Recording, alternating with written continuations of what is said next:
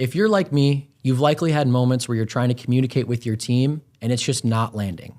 It's frustrating, you don't know what to do, and you just want to throw your hands in the air and scream. On this episode, we will learn how to break down communication barriers and teach in an effective way.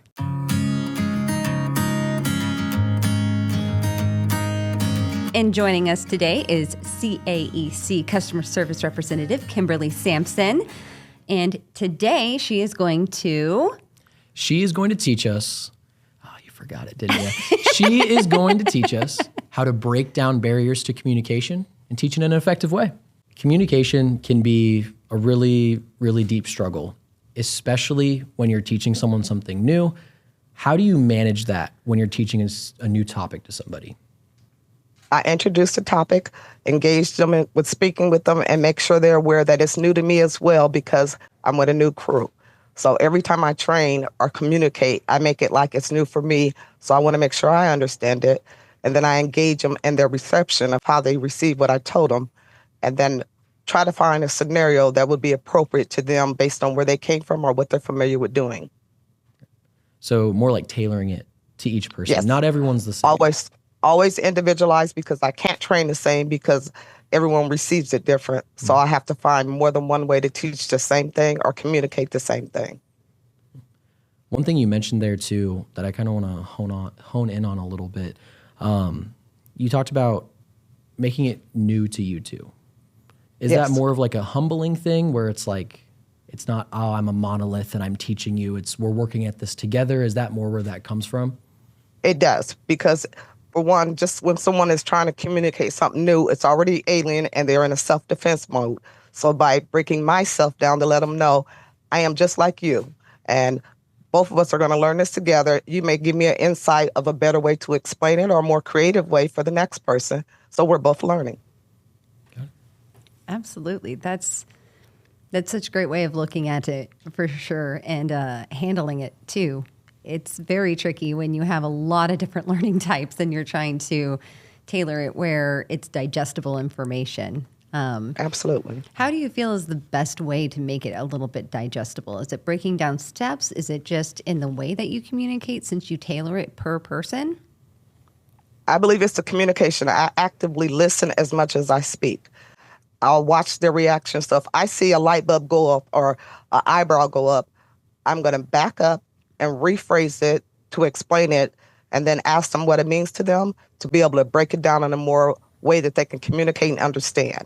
So that's why it's individualized. Even if I have 4 people at once, I am still going to give you 4 different scenarios to get to the rhyme and reason to make it flow. Got it. I know one thing that you've talked about, like when we've met with new hires or about them, you've always come up with things that are like rhymes. And I think Yes, those I are do. always fun.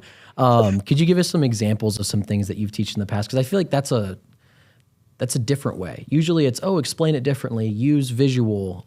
Not a lot of people I feel like go to rhymes.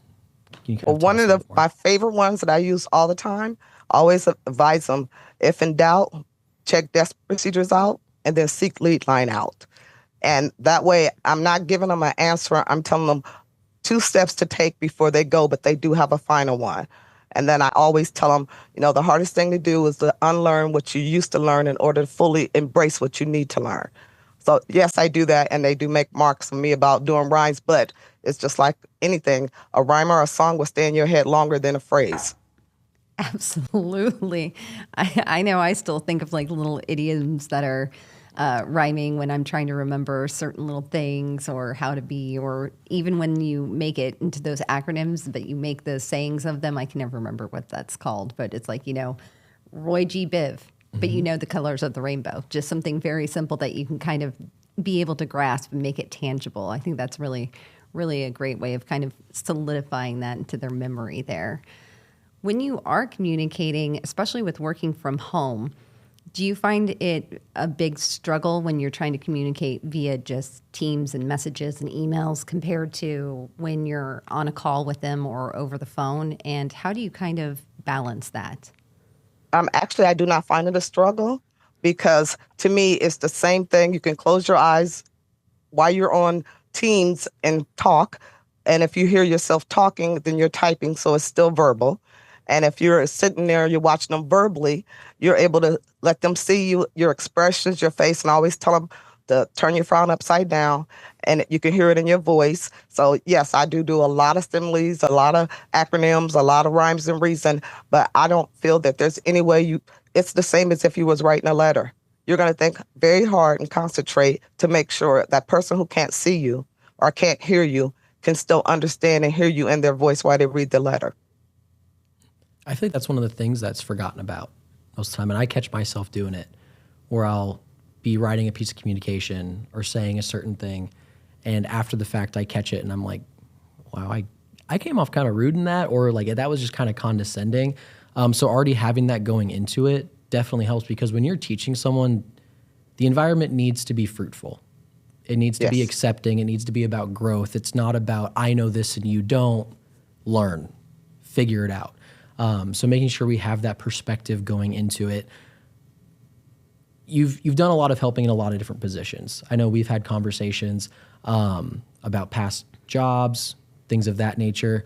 What have been some of the most interesting things that you've seen from a new person come across, where it's kind of a wall that they have to break down, a challenge? How do you help them break down that challenge with how you teach them?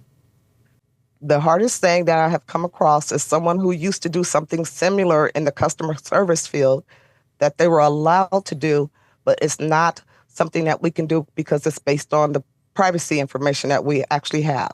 So I have to, again, help them unlearn what they did in order to understand why we did it. So that's where the rhyme and reason in the songs or a rhyme comes in. But I also take the time to ask a little bit more about what they did, because fortunately, so far I haven't had anyone walk in the door who didn't do what I've done. So I can have the empathy and understanding, always let them know, well, I understand, because yes, you were allowed to do that because of this scenario, but we actually have a little bit more information that we're protecting our customers and clients for. So then my next one is a scenario. If you were to call us, how would you feel if someone did this to you?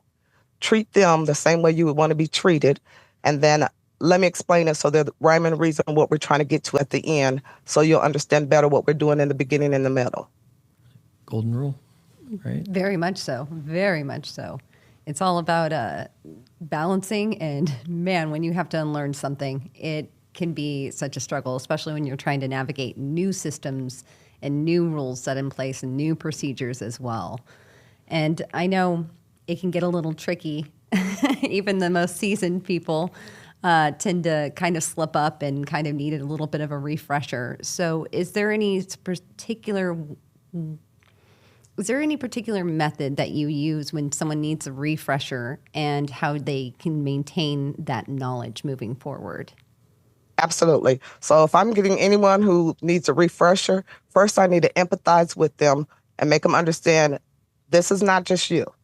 And this may be a gap that is right now, we just need to fill it. So first, let's see where you're struggling. Tell me what made you do it in this manner, or what was the rhyme and reason why you did it, so I can help you understand the rhyme and reason of why we should not do it. So compliment and let them know this is not just you. We all will get stumbled somewhere. So it might be just a simple area that was unclear that need clarified. So let's do that. And then I'll make sure, even while I'm reviewing them, I continue to let them know, be motivated. You can do this. If you got 2/3 of this done, that's 1/3. You're almost there. And then I constantly reach out to them, even when they're away from me. I still reach out to almost everyone I've been with to update, make sure, tell me what you've seen. And then I also will get them to our desk procedures. And if you're reading this, you tell me what it means to you. I'll tell you what it means to me. Then we'll need to know if there's clarification or misunderstanding. Yeah, that's perfect. And leading from the beginning, you're putting yourself in them shoes, you're in their shoes, you're empathizing with them. I think the thing that really sets it apart that a lot of people could take from that process, past the empathizing, is what did you do? Ask them that first. Yes. And then why? So you can understand and say, okay, I get where you're coming from. Absolutely. Maybe in a different world or a different position, that would be the best decision to make. So then we can start explaining it instead of just, no, this is the rules, follow the rules. It's, why did you make that decision? It's more of a teachable moment, not a, attack. Exactly. And I know from, as an associate to an associate, when you're teaching those moments, it really shouldn't come as an attack anyways. But Correct. people have those things that they feel from past positions and Certain hangups. certain things like hangups. that, yeah. Exactly. When you're going through that process with them, though, of you went through everything, you looked at the desk procedures together, what their understanding from it is different than your understanding. Where do you take that next? What's your next step that you go through? The next step is I will actually show them what I do, how I do it, explain it, why I'm doing it, keep them engaged, but I also watch body language. I will see if they're, like I said, an eyebrow goes up or a light bulb or, okay, can you tell me why you did that? So I'm making sure that we're actively learning it right together, engaging them, but again, always listening, even if it means watching. You can listen by watching. If I see a nod of a head or a slump in the shoulder, then I know somewhere we need to go back over it. But again, then I always usually try to give them a scenario, and it may be the simplest scenario of a book. Well, okay, Eric, I love books. Yep. So I may bring it to the fact of you might feel better if you had this book in your hand and was turning the pages than if you were reading the desk procedure. Write it down. Sometimes there's more than one way. Reading, writing, and remembering. It makes a big difference. So let's do this. Now you tell me if we do this one, then I want to give an example and have them show me how they would do it. And then I always say, you know what? I understand that. So actually, the only thing you want to do next, if you do only, it's just certain words instead of, you should have did all this. Just break it down, and it's not as, they're already on the defense because they feel like they've done something wrong. So what we want to point out is what they've done right. And then help them take care of the other part to know as a whole. And I always tell them, now I'm going to show you how to put all the pieces of this puzzle together, but you're going to get your own flow because you're going to be the one who I'm going to show you how to do it or how I do it. And then you tweak it so that it's better for you and it keeps you going with a consistent flow. So I technically make them have control. It's a silent, passive control, but now they're going to show me, and that's good. That's really good. Compliments breaks down the defense. Sure. And I'm always do that. So mine's is always humbling, and then I'm going to show you, then I'm going to explain, then I'm going to give you the rhyme and reason, then I want you to explain, and let's both get to the same conclusion.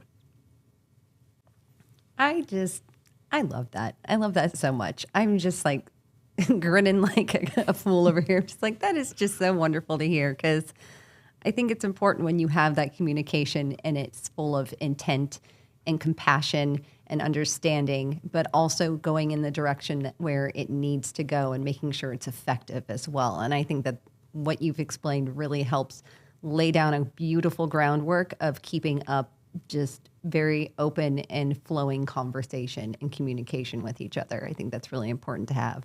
It's easy to get like lost behind Teams or in a call and feeling overwhelmed and things like that. So just knowing that you communicate with compassion and intent and really pay attention to them is just phenomenal. I just had to shout it out. I was just like, that's awesome. 100%. It makes We love everything it. easier.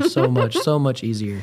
What advice would you give someone who is going to be teaching someone, maybe not for the first time, but it's not something they're used to? They're not used to teaching someone a new process or how to correct things. What advice would you give them the first time they start doing that?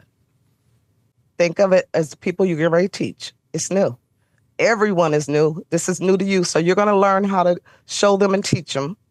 And at the same time, they're going to learn from you. And they're going to enjoy the fact that you let them know you're learning. So let them know you're in their place. Now, this is the first time I've done this. So you may need to help me at any point. If you have any suggestions, please, you're engaging them. People are so more receptive if you engage them in any manner in which, even if it's, oh, you know what? I have to look this word up. Anybody know how to spell that? Oh, with this, hey, just anything to make them actively be involved.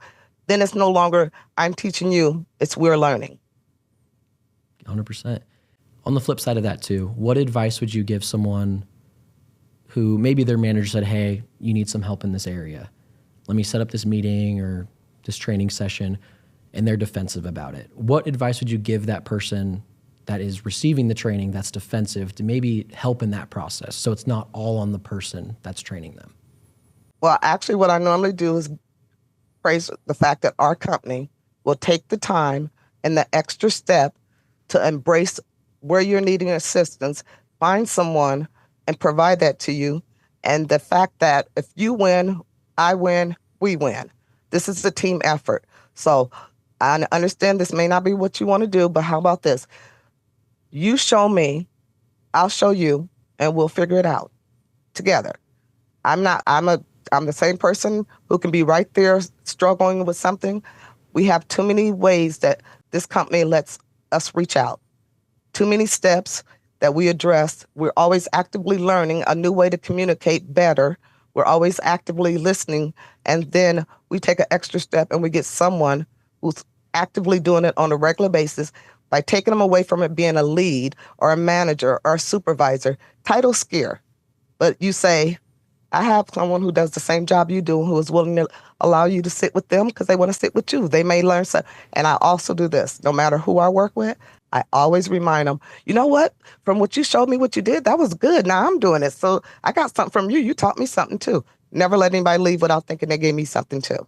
Sure. Thank you for joining us, Kim. We appreciate you for jumping on. A lot of these things in this conversation really helped in our perspective on those teaching moments and how we can go into that the best way possible. Thank you. We appreciate you. You're welcome. Thank you for having me. You both have a good day. You too. Thanks. Milena, what were your key takeaways from that episode today with Kimberly? You know, I loved some of the points that she brought up to really engage in communication and uplift people, which were, active listening, teaching with compassion, adapting to different learning styles to really make sure everybody understands the subject matter, and communicating with intent. I think that was a big takeaway. No matter how you communicate, communicating with intent is super important. 100%. The next time that you are in a situation that's a little bit rough and you have to teach somebody or communicate, think about those things we talked about today with Kim. How can you break down those barriers of communication in order to teach someone or even be taught how to do something new or just a little refresh? Thank you for joining us on this episode of the Principal Choice Podcast. Find your purpose, find your place. people. Oh, no, I was wrong. Find your purpose. Come on, we're I'm the sorry. co-hosts. Find your purpose, find your people, find your place.